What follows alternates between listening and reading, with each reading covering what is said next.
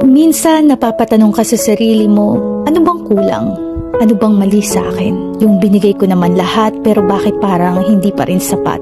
There were a lot of times sa buhay natin that we really did our very best.